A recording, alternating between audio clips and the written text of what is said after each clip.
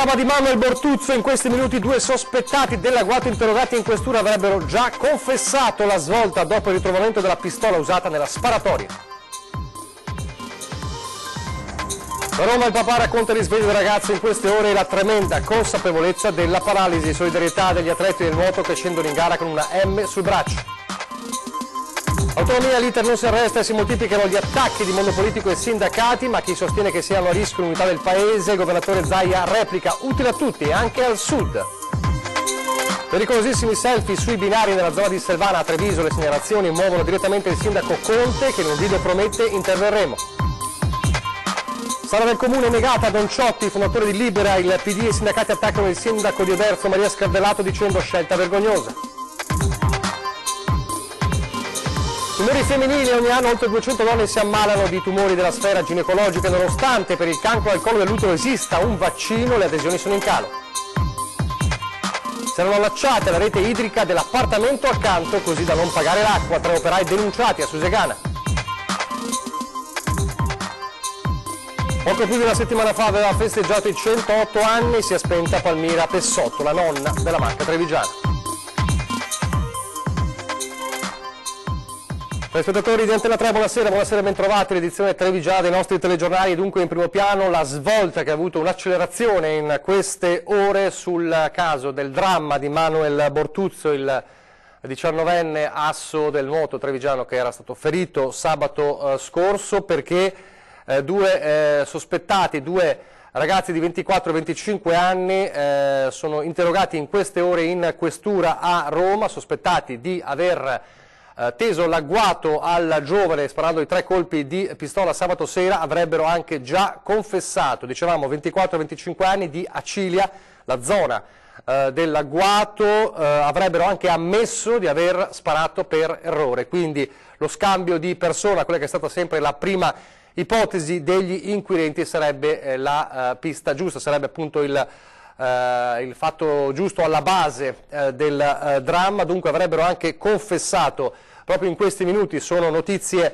degli ultimi minuti che vengono dalla questura di Roma. Una svolta, dicevamo, che è arrivata dopo il ritrovamento della pistola, una calibro 38 che era stata trovata in un parco vicino nella zona sempre di Acilia, che gli investigatori subito hanno collegato ovviamente alla sparatoria, e una pistola che, ed è questo un altro elemento importante che ha portato all'individuazione dei due responsabili, aveva delle impronte, cioè chi ha sparato non ha usato dei guanti e quindi le impronte trovate hanno ristretto il cerchio dei sospettati, portando quindi alla individuazione dei due giovani che, come dicevamo, hanno confessato. In questi minuti è arrivato il primo commento dal Ministro dell'Interno Matteo Salvini, che ha detto grazie alle forze dell'ordine per il consueto impegno e l'alta professionalità. Gli infami, ha detto Salvini, che hanno sparato a Manuel Bortuzzo devono marcire in galera. Spero vengano individuati con certezza al più presto, ma come sappiamo sarebbero dunque loro gli autori del colpo che ha portato Manuel Bortuzzo alla paralisi, perché questa, come sappiamo, è la diagnosi terribile dei medici, l'abbiamo raccontato ieri, e questa mattina c'è stato il risveglio del ragazzo dalla sedazione e subito, ci ha raccontato stamattina il papà al telefono, la consapevolezza, ha capito cos'era successo. Sentiamo. L'hanno stabilizzato, ha aperto gli occhi, parla, lui già si rende conto che non ha gli arti superiori, perché dai medici gli ha detto guardate che non sento, mi sento a metà. Ecco. Io sono convinto che queste sono cose che già lui le sa, perché qualsiasi persona si rende conto che non sente più le gambe. Il risveglio di Manuel e la consapevolezza di quelle gambe che restano lì, immobili. Le ore drammatiche al San Camillo di Roma raccontano di una prognosi che verrà sciolta domani. Manuel Bortuzzo ha parlato con mamma Rossella, con i familiari, con chi lo ha operato. I medici sono là attorno, ci sono i psicologi che cercano, anche quelli della federazione, di fargli capire che insomma siamo qua in questa situazione qua. Tutta la federazione è lì attorno, tutti i ragazzi del nuoto sono qui attorno, è normale, visto che ho scattato anche 2 foto, nel senso di dire sì, sono tutti là, sono piantonati là, sono ogni giorno che vanno a ruota, chi uno, chi l'altro. Gli amici restano lì, in corsia, per dare forza a un ragazzo che sognava le Olimpiadi ed ora deve fare i conti con la paralisi. Da una parte la diagnosi terribile dei medici, dall'altra la speranza in un miracolo. Adesso comunque primario ha detto per me no, perché non passa dalle scosse elettriche da sotto a sopra non passa, quindi se non passa vuol dire che è intero. Quindi mettiamocela via, nel senso di dire. Ecco. Quindi, voi però avete ancora una speranza? Beh, no, guarda, come si parlava con tutti, la scienza va sempre avanti su questo qua, negli ultimi 15 anni ha fatto miglioramenti. Intanto la solidarietà è un'onda immensa. Voglio che i genitori di Manuel sappiano fin d'ora, ha detto il governatore Luca Zaia, che per quanto riguarda cure mediche, ricoveri, riabilitazione, interventi sanitari di qualsiasi tipo e livello, il Veneto c'è e ci sarà, sempre. E poi la famiglia del nuoto, da Magnini a Paltrinieri, addetti, tutti in contatto con papà Franco. E dagli atleti la proposta a tutti coloro che sono impegnati in gare in vasca nel weekend. Disegnarsi una M nera sul braccio sinistro in segno di vicinanza. E poi ci sono loro, i responsabili di quell'agguato maledetto ai quali la polizia dà la caccia. Franco continua a ripetere: non cerco giustizia, ma qualcuno deve fermarli. Io penso a mio figlio. Quando vedremo le persone in faccia capiremo. La voglia che non succeda più questo, sì, che non succeda più, perché la giustizia ha il suo corso. Guarda, io non ho 2 chiamate sole ho fatto al comandante e 2 parole mi ha detto: io non mi fermo, vado avanti. Ed è andato avanti dunque il capo della squadra mobile di Roma che ha portato, che con le sue indagini ha riuscito ad individuare insieme alla sua squadra, come vi ho detto in apertura del telegiornale, i 2 responsabili portati in questura, 24 e 25 anni, hanno già confessato di aver sparato e di averlo fatto per errore.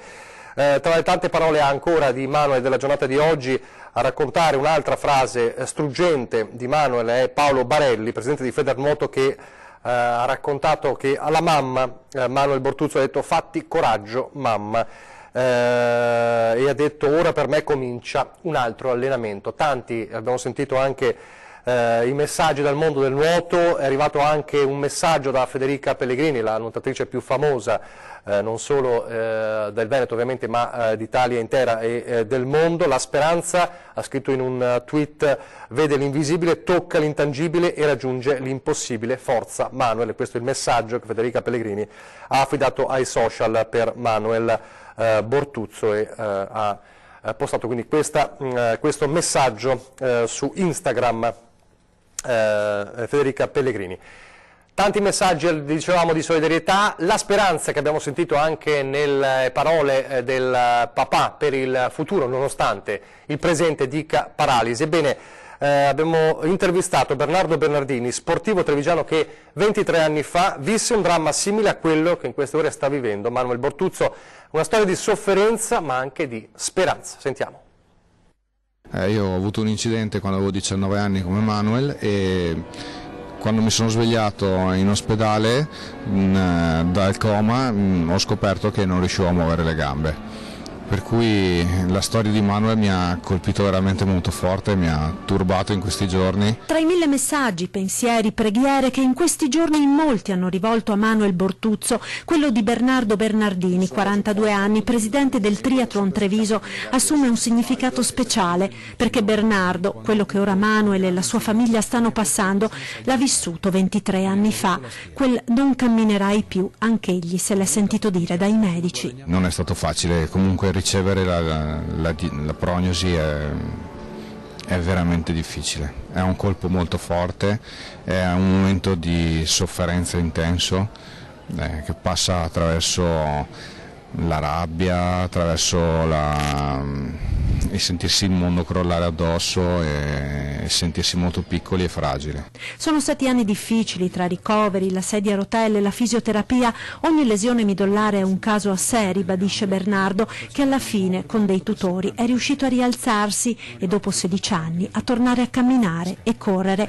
Ed è così che lui, da sportivo qual era, decide di ricominciare rimettendosi in gioco con il triathlon, ma portando anche la sua esperienza ad altri ragazzi nelle scuole. Lo sport mi ha aiutato tantissimo, lo sport con i suoi valori mi ha permesso di mettermi in gioco e di superare proprio quella rabbia, quello sconforto che si vive all'inizio. Dà una mano a assimilarlo e a trasformarlo. Di qui il messaggio a Manuel. Una cosa ovviamente si tiene sempre a dire, bisogna avere forza e fiducia, però al contempo posso dire non aver paura di aver paura. Io ne ho avuta molta e proprio conoscendo le mie paure e i miei sentimenti che poi sono riuscito a trasformarli. Chiudiamo questa pagina sul dramma di Manuel Bortuzzo. Adesso parliamo di autonomia, l'iter che procede, man mano che ci si avvicina alle date fondamentali, cresce la fibrillazione, crescono anche gli attacchi da una parte del mondo politico, anche dal Movimento 5 Stelle, ma anche dai sindacati. Zaia replica tutti loro. Se si vuole realizzare uno Stato federale, così come scrive il governatore Zaia nella sua lettera ai cittadini del Sud, lo si dica apertamente. Qui ci giochiamo tutto, non solo come movimento che ha preso i suoi voti al Sud, ma come cittadini del Sud, come professionisti del Sud e come gente del Sud. È di nuovo la senatrice del Movimento 5 Stelle, Paola Núñez, a intervenire sul tema dell'autonomia, sostenendo che per attuare questa forma di federalismo non basta la Costituzione così come è stata modificata nel 2001. Bisogna mettere mano a una riforma costituzionale più consistente e strutturale di cui tutti dobbiamo prendere atto e coscienza, coinvolgendo anche le realtà del meridione o in alternativa dando maggiori poteri al Parlamento per modificare il testo dell'accordo con le 3 regioni che attendono la cosiddetta autonomia differenziata. Pronta alla replica del presidente del Veneto Luca Zaia in questo botta e risposta che va avanti da settimane con la parlamentare pentastellata. La senatrice Núñez continua a sostenere che l'autonomia sia sbagliata, addirittura dice che la Costituzione sì, è vero che dà questa possibilità, ma questa possibilità porterebbe al disagio se non alla distruzione del Sud. Non è così, le regioni sono formalmente tutte uguali sulla carta, ma di fatto hanno delle differenze. La realtà non è quella che Núñez ipotizza, rincara Zaia. La senatrice dei 5 Stelle afferma trascura di mettere a confronto il livello delle tutele di cui usufruiscono i cittadini di talune regioni, ad esempio del Veneto, e i cittadini di altre. Ed è bene invece che adottando l'autonomia e applicando quello che c'è scritto in Costituzione ognuno diventi responsabile, perché autonomia vuol dire responsabilità. Non è possibile che ancora oggi un pasto in ospedale in Veneto costi 8 euro e in giro per l'Italia arrivi a costare anche 10 volte tanto. Poiché le cose non vanno bene per la Repubblica nel suo insieme, poiché da Roma è impossibile attendersi propositi riformatori degni di questo nome, la Regione Veneto ha valorizzato quello che la Costituzione prevede, niente di più e niente di meno. Di positivo, sottolinea il governatore, c'è che Núñez ha finalmente detto che anche a lei questa Costituzione non va bene. Attendiamo con animo sereno la sua proposta di legge di modifica. L'autonomia agita però anche altre acque. La senatrice di Forza Italia Sandra Lonardo vede in pericolo l'unità del Paese, mentre i sindacati confederali temono le conseguenze legate al conferimento di maggiori poteri alle regioni in materia di istruzione, chiedendo al governo di bloccare l'iter e chiedendo sul tema un ampio confronto parlamentare. Ma il percorso sta per giungere alla fine. Siamo alle ore cruciali, conclude Zaia. I nostri tecnici stanno scrivendo insieme al Ministero la bozza definitiva da sottoporre al Consiglio dei Ministri.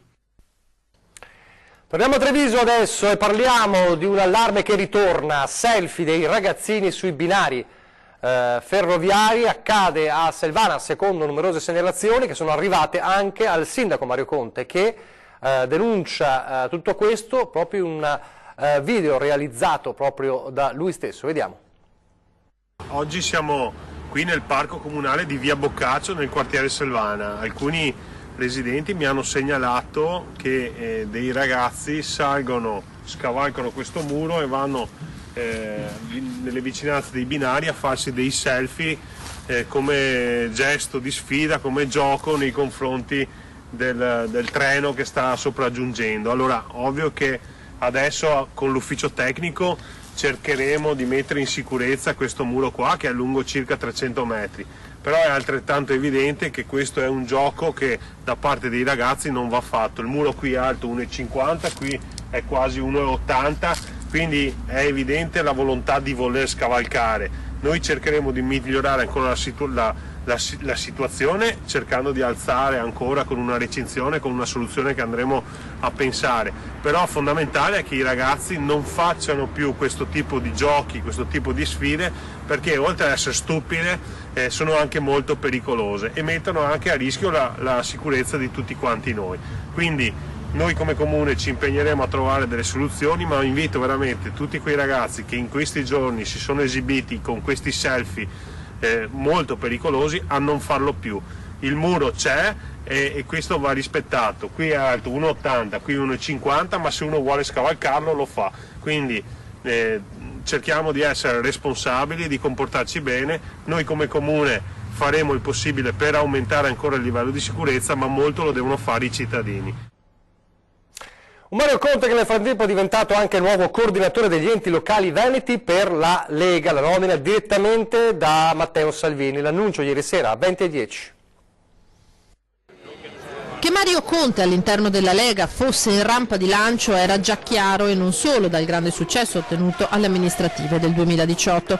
Ora arriva una conferma formale con la nomina da parte di Matteo Salvini a coordinatore per il partito degli enti locali del Veneto, come il sindaco di Treviso ha confermato soddisfatto nel corso di 20:10 su Antenna 3. Semplicemente è l'anello di giunzione, diciamo, tra coloro che rivestono cariche amministrative, quali sindaci, consiglieri comunali, eccetera, e la parte politica, in modo da poter coordinare le attività politiche amministrative e per essere sempre un riferimento all'interno del direttivo nazionale, per poter portare le istanze che magari gli amministratori vivono quotidianamente all'interno delle proprie amministrazioni con la parte politica, che poi è il nostro riferimento anche a livello governativo, a livello centrale romano. Conte succede in questo ruolo a Massimo Bitonci, un filo diretto con Salvini e con il governo, il suo, ma da pragmatico Conte torna subito alla realtà e parla di cose concrete come le lunghe code causate nei giorni scorsi sul PUT dalle potature degli alberi. Ho dato indicazioni che i lavori legati alla manutenzione stradale, quali le potature piuttosto che il rifacimento delle asfaltature, che sono molto impattanti da un punto di vista della viabilità, devono obbligatoriamente essere eseguiti o nelle ore notturne o durante la domenica. Non è possibile che al lunedì mattina per potare 2 alberi venga paralizzata tutta la città. Infine la polemica sulla cancellazione di Treviso dalla rete Redi contro le discriminazioni di genere, che ha creato allarme tra le forze politiche di sinistra e il movimento LGBTE. Entrare in una rete contro le discriminazioni e poi non fare nessuna iniziativa nel territorio credo che serva a poco. Ma un impegno concreto quale potrebbe essere? Diciamo? Ma creare degli appuntamenti per sensibilizzare la gente a non discriminare nessuno, cioè le scelte di ognuno di noi devono essere libere. Da un sindaco a un altro, Maria Scardellato, sindaco di Oderzo, questa volta però nel mirino delle polemiche per aver negato una sala del comune a Don Ciotti, il fondatore di Libera contro le mafie. Don Luigi Ciotti incontrerà la cittadinanza domenica all'auditorium del collegio Brandolini Rota. Il comune ha infatti deciso di negare al sacerdote la sala pubblica del Teatro Cristallo, una decisione che ha suscitato un vespaio di polemiche. Critiche stanno arrivando in queste ore dal Partito Democratico, come quella di Andrea Zanoni, che dice un provvedimento vergognoso, chi ha paura delle parole di un prete sempre a fianco degli ultimi di una vita e che per questo è costretto a viaggiare sotto scorta. Quanto accaduto a Oderzo è sconcertante. Critiche anche dal sindacato. Giacomo Vendrame, segretario generale della CGIL di Treviso, che dice: dal nostro territorio un altro brutto segnale. Non stiamo parlando di Lino Banfi, ma di una persona che ha dedicato tutta la vita per la promozione della cultura della legalità. Non poterlo ascoltare in una sala comunale significa negare la presenza del malaffare. Chiediamo, dice Vendrame, al comune di capire l'errore di questa scelta e tornare sui propri passi. Dal canto suo, Maria Scardellato, interpellata, non ha voluto rilasciare dichiarazioni sulla vicenda. Vedremo se lo farà nelle prossime ore. Adesso invece pochi istanti di pubblicità, ma torniamo subito per parlare di sanità, di un allarme importante che riguarda il cancro.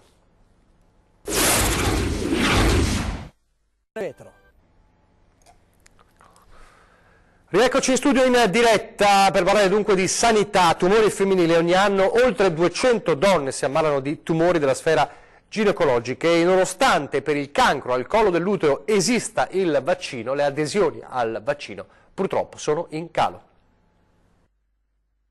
Cancro al collo dell'utero è l'unico tumore per il quale esiste la vaccinazione, quella contro il papillomavirus responsabile di questa neoplasia. Eppure, nonostante dal 2008 il vaccino sia offerto gratuitamente dal Servizio Sanitario Nazionale alle ragazzine, la percentuale di adesione è in allarmante diminuzione, dal 76 al 50% il dato nazionale, ed anche nella Marca, seppur in misura meno elevata, il numero di adolescenti che si vaccinano è in calo. È l'unica vaccinazione in grado di prevenire un tumore. Quindi a maggior ragione, ecco, questo è importante, cercare di prendere atto di questa situazione per riuscire a ridurre quanto più possibile questo tipo di tumore che comporta, sappiamo, dei danni anche per la fertilità, perché compare in età giovanile, molto gravi e importanti. Di qui l'appello dei medici ai genitori a sfruttare per le proprie figlie l'unica possibilità di far sì che non sviluppino questo tipo di tumore. L'appello unanime, ecco, non solo mio, ecco, ma credo di noi tutti medici, in particolare i ginecologi, sia quello di far sì che tutte le ragazze, ecco, che ricevono l'invito all'età di 11 anni effettuino la vaccinazione. Ogni anno in provincia di Treviso 230 donne si ammalano di tumori della sfera ginecologica. Il punto in occasione della consegna alla LILT di 5.000 euro, frutto delle donazioni di tante donne che nel mese di ottobre hanno effettuato lo screening mammografico alla casa di cura di Monastier. Contributi che andranno a sostenere Artemide, un progetto della LILT di supporto psicologico alle donne malate di tumore ricoverate in ginecologia a Treviso. Avere un colloquio con una psicologa che spiega un po' le dinamiche che si instaurano e offre anche la possibilità di una consulenza successiva presso i locali della LILT, abbiamo visto che è estremamente importante, estremamente apprezzato dalle donne, e questa psico-oncologa è ormai inserita da anni all'interno dell'equipe diretta dal dottor Busatto.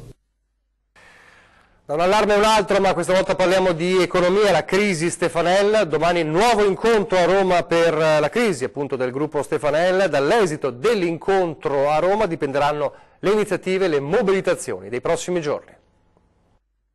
Salvaguardia dell'occupazione, approfondimento del nuovo piano industriale, mantenimento del polo strategico rappresentato dalla sede di Ponte di Piave.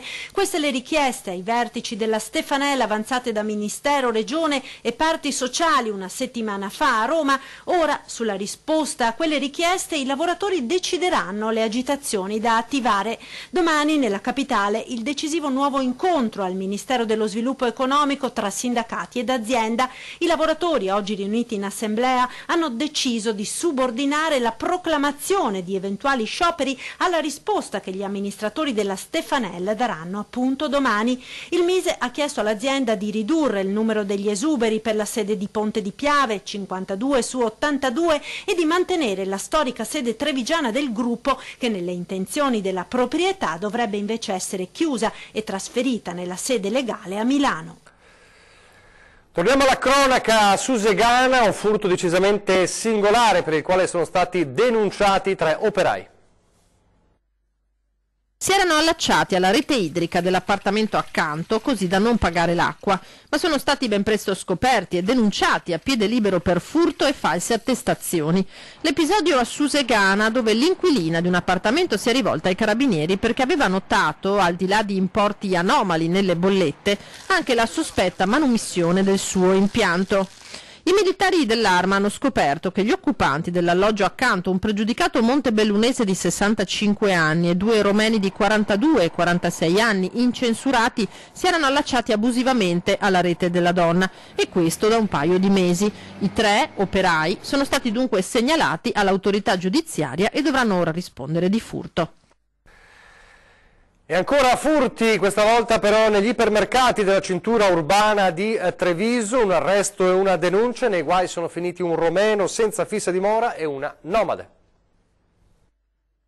Un vero e proprio raid nei supermercati cittadini è quello compiuto da una nomade di 28 anni, residente a Castelfranco, denunciata ieri a piede libero dai carabinieri di Villorba dopo l'ennesimo rocambolesco tentativo di furto al Famila di Viale della Repubblica. Insieme a una complice stava cercando di andarsene con generi alimentari per circa 100 euro. Tentando di bloccarla, un'addetta alla vigilanza è inciampata nelle borse lasciate a terra, procurandosi lievi escoriazioni. In auto la nomade, originaria di Matera, aveva altra merce per diverse centinaia di euro rubata nella stessa mattina in altri supermercati di Treviso. Da Villorba a Paese, dove i carabinieri hanno arrestato un cittadino romeno senza fissa dimora che ha tentato di portar via dall'ipermercato Interspar del centro commerciale La Castellana cosmetici per 370 euro. L'uomo aveva con sé una valigetta schermata così da non far scattare i sistemi antitaccheggio del negozio. La refurtiva è stata interamente restituita e l'arrestato trattenuto nelle camere di sicurezza della caserma in attesa del processo con rito direttissimo. La settimana scorsa avevamo mostrato la festa per il suo compleanno numero 108, traguardo che l'aveva resa la nonna della Marca. Palmira Pessotto si è spenta lunedì. Con i suoi 108 anni di età, compiuti da pochi giorni, poteva guardare dall'alto chiunque nella provincia di Treviso. Ma Palmira Pessotto, la nonna della Marca, si è spenta lunedì pomeriggio presso la casa di riposo di Vazzola, dove soggiornava da qualche settimana. Qui la vediamo nel giorno del suo ultimo compleanno, festeggiata da familiari, autorità, ospiti e personale della struttura. Palmira era nata il 28 gennaio del 1911 a Campomolino di Gaiarine. Nella sua lunga vita aveva visto entrambe le guerre mondiali, da bambina a 6 anni con la ritirata di Caporetto e poi più grande nel secondo conflitto, impegnata a curare pazienti e soldati, in quello che è poi diventato il lavoro di tutta una vita, infermiera. Alessandria, Milano, Torino, Roma e poi il ritorno nella sua terra 20 anni fa, accolta nella casa del nipote Luigino. Oltre al ricchissimo bagaglio di esperienze, insegnamenti e racconti consegnati ai parenti e a quanti hanno potuto starle vicino, Palmira se n'è andata non prima di aver confidato il suo personale segreto per vivere a lungo, che una sua amica ci aveva raccontato così nel giorno del compleanno numero 108. Mangiare poco serve, bere no, mangiare quel che si può e non quel che si vuole, stare sereni e basta, perché se ti vede un'illusione, no, non mi piace.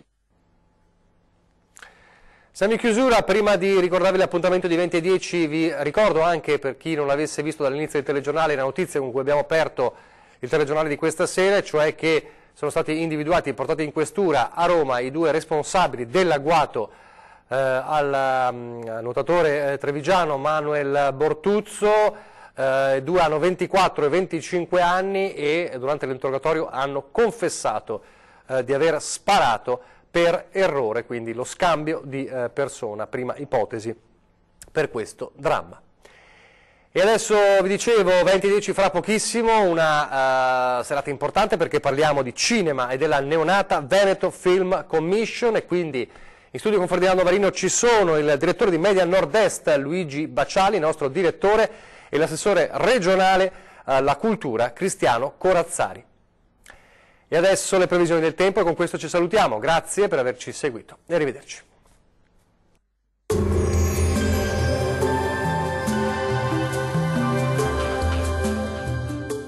Vacilfrutta, Adriatica, la Valle dei Sapori, Acqua Marina, l'arte del buon gusto. A Bacil di Breda, Treviso.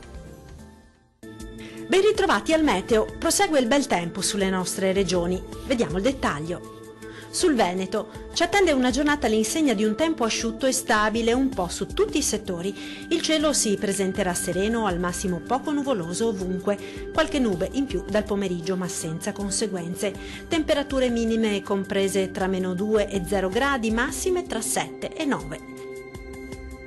Vediamo ora che tempo farà sul Friuli Venezia Giulia. Poche novità, anche in questo caso sarà una splendida giornata soleggiata.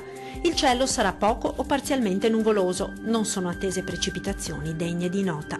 Temperature minime tra -2 e 0 gradi, massime oscillanti tra 9 e 10 gradi. Vediamo infine la situazione meteorologica del Trentino Alto Adige. Lo scenario sarà molto simile, infatti avremo condizioni di tempo stabile e soleggiato soprattutto al mattino.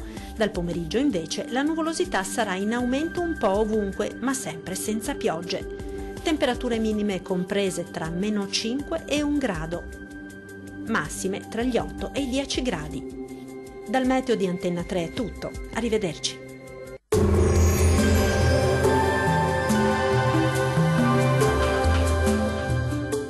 Vacilfrutta, Adriatica, la Valle dei Sapori, Acqua Marina, l'arte del buon gusto. A Bacil di Breda, Treviso.